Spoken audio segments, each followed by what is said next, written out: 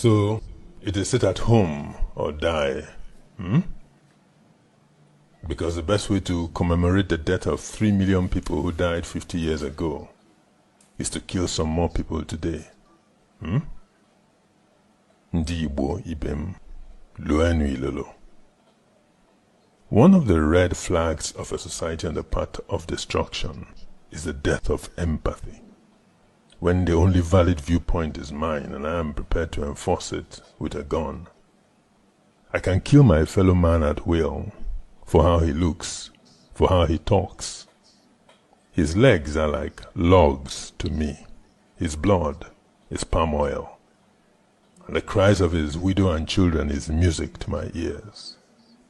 That is the death of empathy. These red flags are flying across an Igbo, destroying our societies. Some think it is the ruthlessness needed to win Biafra. Maybe.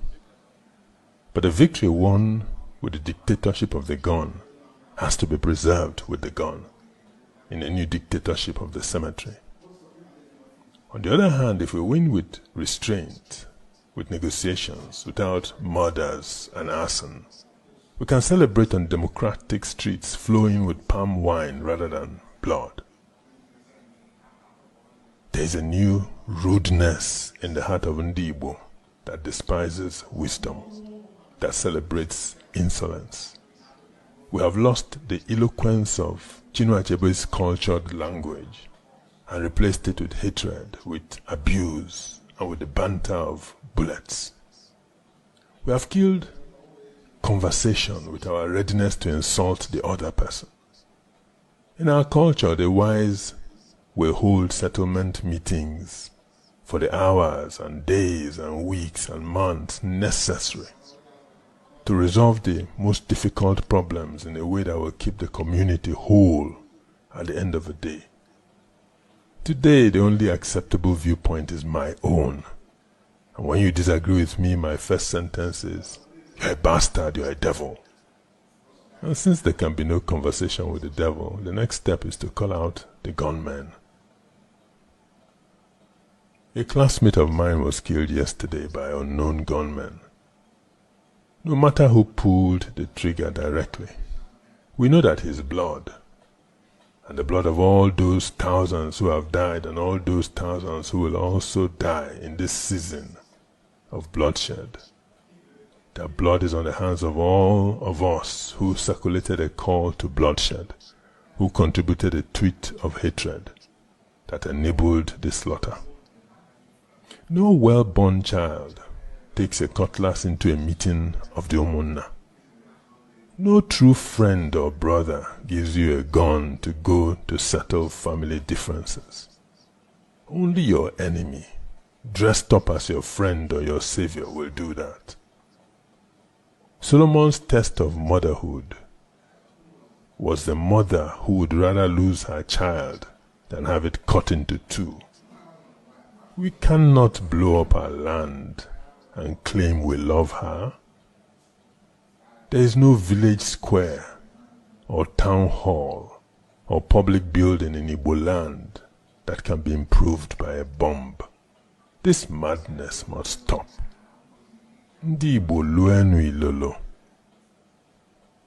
The only man who can bury the hatchet is the wounded man who pulls it out of his wound and refrains from the revenge of self-help.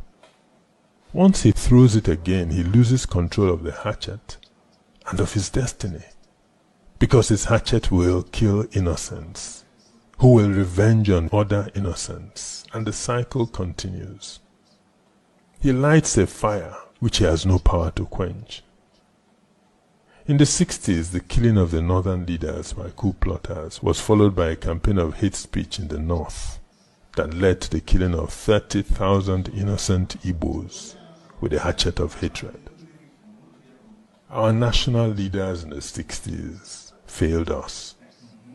They answered the death of 30,000 Igbos with the death of 3 million Igbos. They failed to find a path of peace, of law and order, of the rule of law. Once again, we are at the crossroads of war and peace.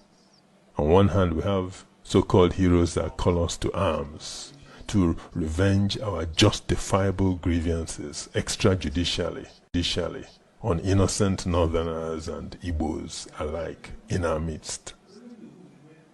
On the other hand, we have so-called cowards that call us to patience, to pursue the machinery of the rule of law, however creaky it is, to speak truth to power, but most dangerously of all, to speak truth to ourselves.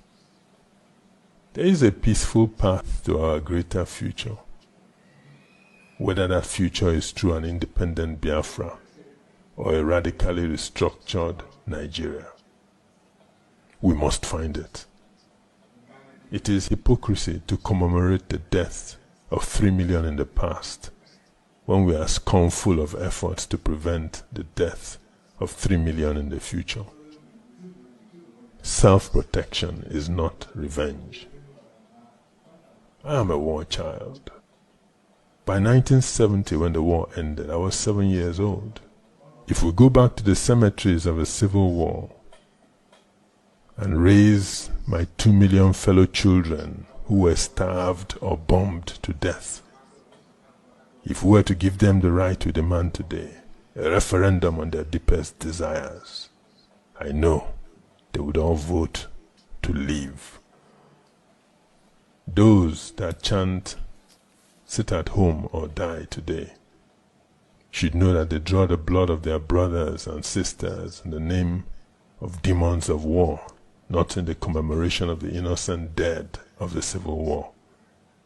The children that crossed the rivers of war on the shoulders and the heads of their parents can mock, it was not even deep. But caveat emptor Igbo, be careful what you buy. Lue nui lolo.